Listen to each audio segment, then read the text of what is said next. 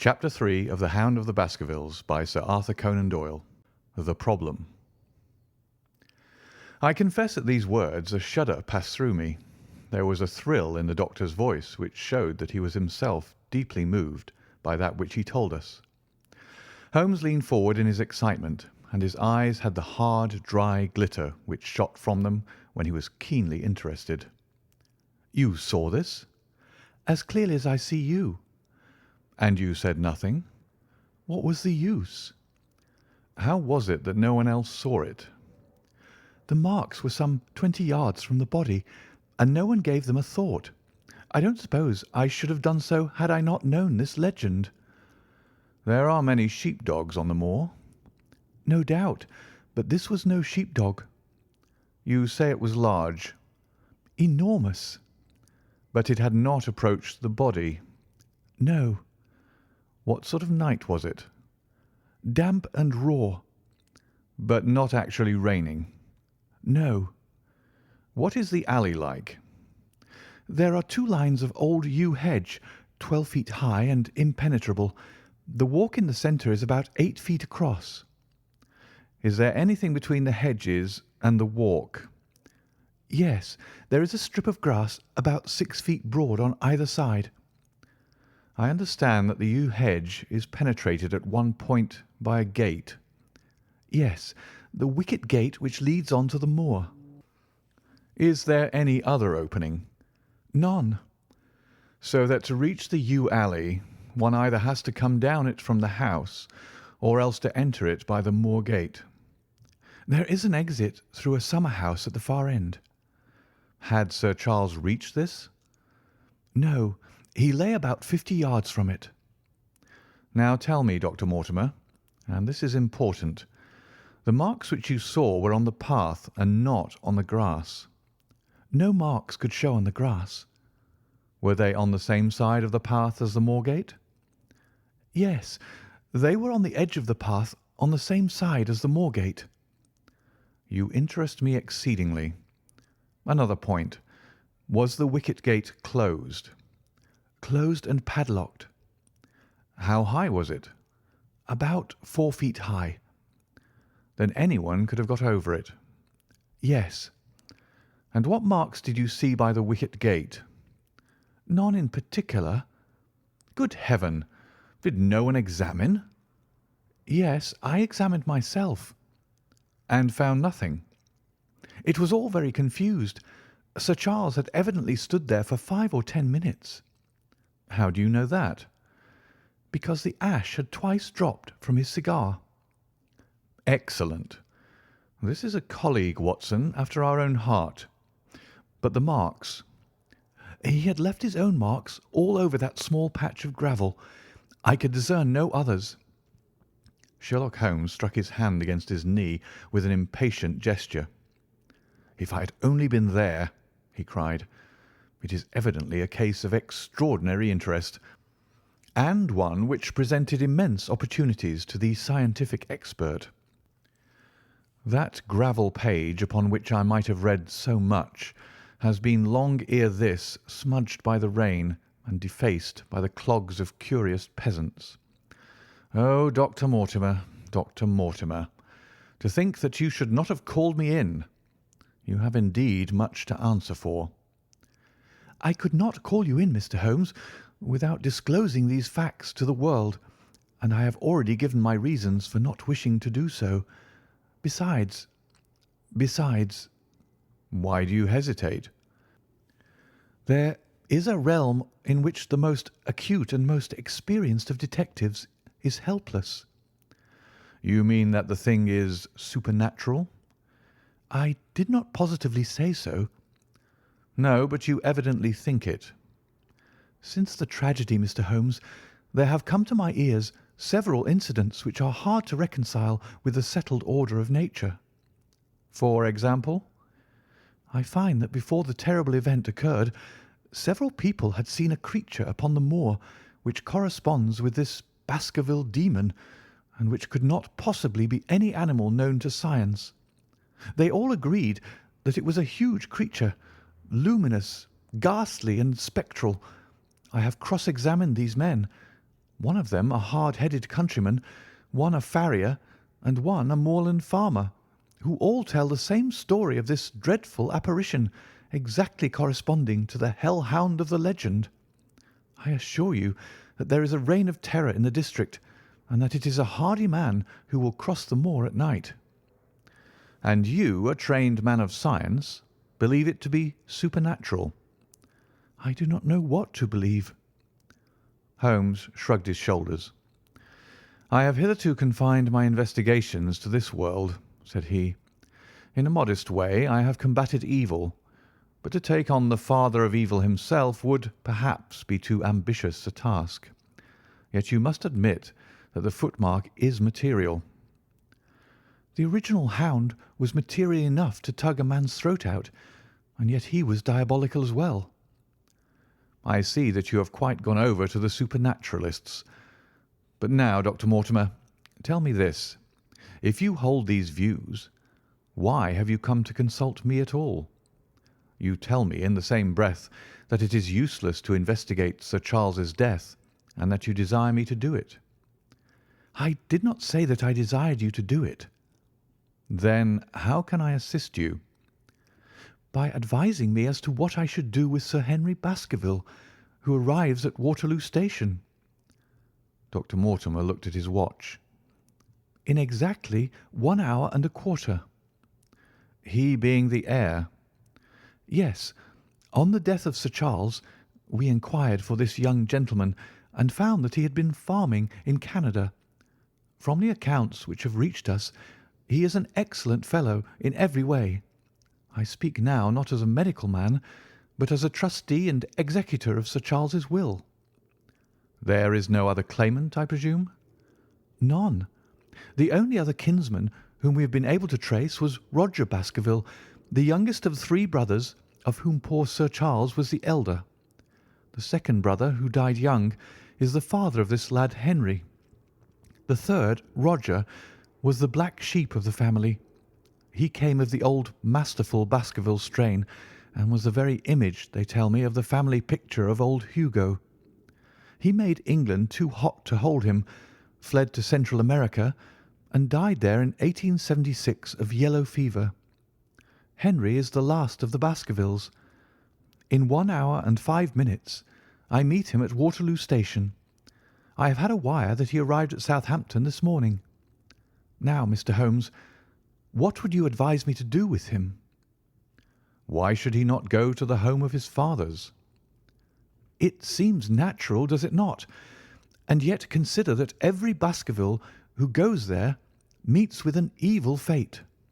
I feel sure that if Sir Charles could have spoken with me before his death, he would have warned me against bringing this, the last of the old race, and the heir to great wealth, to that deadly place. And yet it cannot be denied that the prosperity of the whole poor, bleak countryside depends upon his presence. All the good work which has been done by Sir Charles will crash to the ground if there is no tenant of the hall. I fear lest I should be swayed too much by my own obvious interest in the matter, and that is why I bring the case before you, and ask for your advice."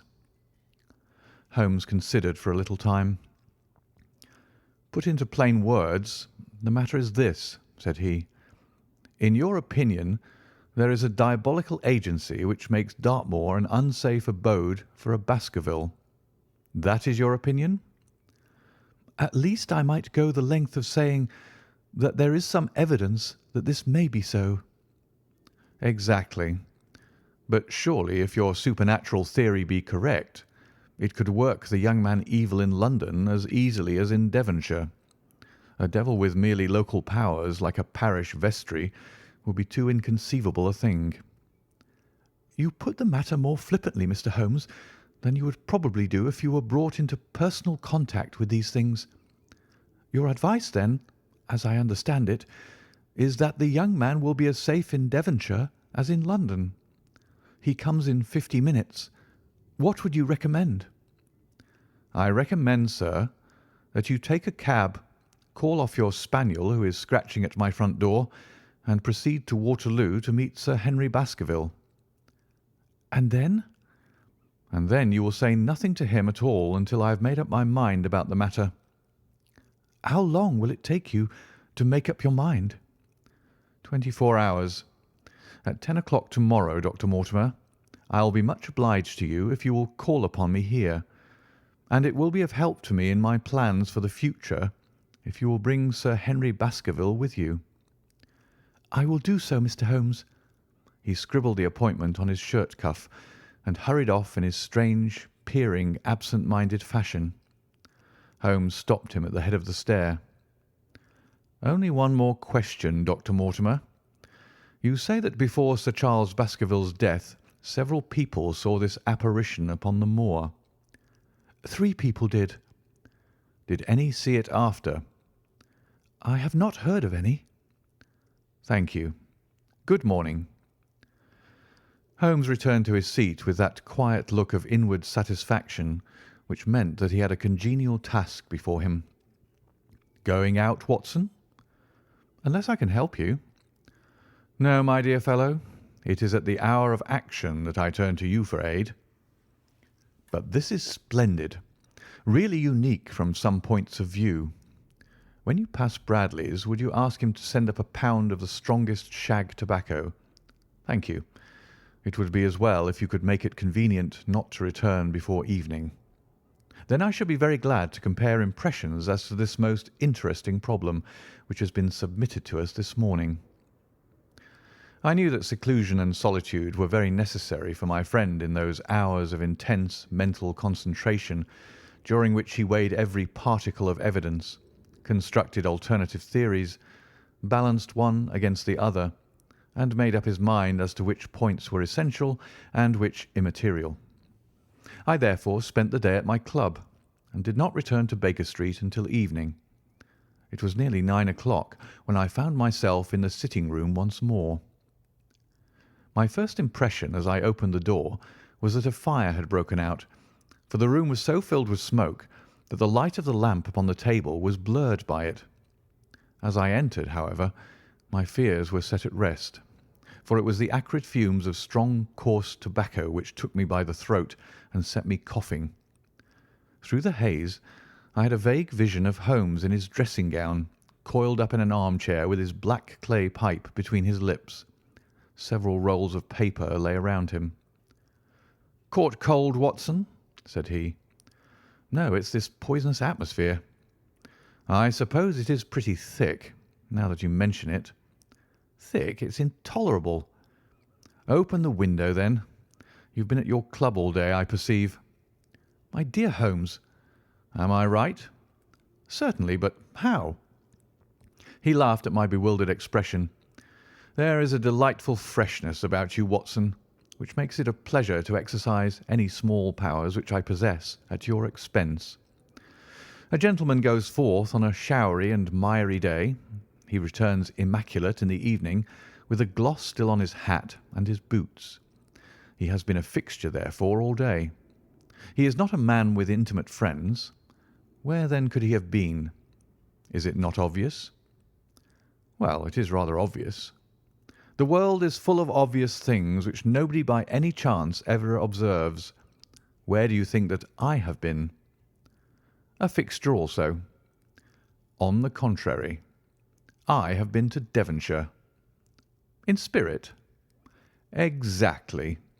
My body has remained in this armchair, and has, I regret to observe, consumed in my absence 2 large pots of coffee and an incredible amount of tobacco. After you left, I sent down to Stamford's for the ordnance map of this portion of the moor, and my spirit has hovered over it all day. I flatter myself that I could find my way about." "A large-scale map, I presume?" "Very large." He unrolled one section and held it over his knee. "Here you have the particular district which concerns us. That is Baskerville Hall in the middle." "With a wood around it?" "Exactly. I fancy the yew alley, though not marked under that name, must stretch along this line, with the moor, as you perceive, upon the right of it. This small clump of buildings here is the hamlet of Grimpen, where our friend Dr. Mortimer has his headquarters. Within a radius of 5 miles there are, as you see, only a very few scattered dwellings. Here is Laughter Hall, which was mentioned in the narrative. There is a house indicated here, which may be the residence of the naturalist. Stapleton, if I remember right, was his name. Here are 2 moorland farmhouses, High Tor and Foulmire. Then 14 miles away, the great convict prison of Princetown. Between and around these scattered points extends the desolate, lifeless moor. This, then, is the stage upon which tragedy has been played, and upon which we may help to play it again. It must be a wild place. Yes, the setting is a worthy one, if the devil did desire to have a hand in the affairs of men. Then you are yourself inclining to the supernatural explanation? The devil's agents may be of flesh and blood, may they not? There are 2 questions waiting for us at the outset. The one is whether any crime has been committed at all. The second is what is the crime and how was it committed? Of course, if Dr. Mortimer's surmise should be correct, and we are dealing with forces outside the ordinary laws of nature, there is an end of our investigation. But we are bound to exhaust all other hypotheses before falling back upon this one. I think we'll shut that window again, if you don't mind. It is a singular thing that I find that a concentrated atmosphere helps a concentration of thought. I have not pushed it to the length of getting into a box to think, but that is the logical outcome of my convictions. Have you turned the case over in your mind? Yes, I've thought a good deal of it in the course of the day. What do you make of it? It is very bewildering. It has certainly a character of its own. There are points of distinction about it. That change in the footprints, for example. What do you make of that? Mortimer said that the man had walked on tiptoe down that portion of the alley. He only repeated what some fool had said at the inquest. Why should a man walk on tiptoe down the alley? What then? He was running, Watson, running desperately, running for his life, running until he burst his heart and fell dead upon his face. Running from what? There lies our problem. There are indications that the man was crazed with fear before he ever began to run. How can you say that? I am presuming that the cause of his fears came to him across the moor. If that was so, and it seems most probable, only a man who had lost his wits would have run from the house instead of towards it. If the gipsy's evidence may be taken as true, he ran with cries for help in the direction where help was least likely to be. Then again, whom was he waiting for that night? And why was he waiting for him in the yew alley rather than in his own house? You think that he was waiting for someone? The man was elderly and infirm. We can understand his taking an evening stroll, but the ground was damp and the night inclement. Is it natural that he should stand for 5 or 10 minutes, as Dr. Mortimer, with more practical sense than I should have given him credit for, deduced from the cigar ash? But he went out every evening. I think it unlikely that he waited at the moor-gate every evening. On the contrary, the evidence is that he avoided the moor. That night he waited there. It was the night before he made his departure for London. The thing takes shape, Watson. It becomes coherent. Might I ask you to hand me my violin, and we will postpone all further thought upon this business until we have had the advantage of meeting Dr. Mortimer and Sir Henry Baskerville in the morning. End of chapter 3.